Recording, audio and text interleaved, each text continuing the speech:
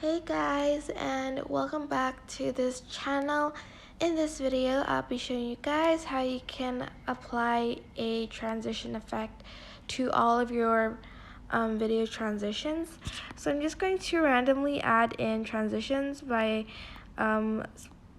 pressing split between like the clips like so.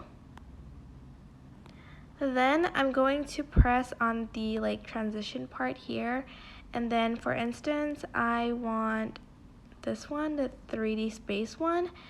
You can also adjust the time here, the duration and stuff, but I'm just going to I think I can only do 0.2 seconds because the clip is so short. But then I'm just going to press apply to all, so it applies to all the clips and adds in the transition on its own, and this is what it'll look like.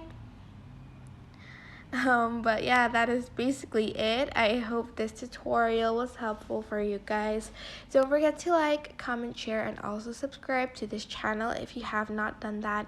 If you have any questions, just leave it in the comment section down below and I will try my best to answer them all. Thank you so much for watching. Bye!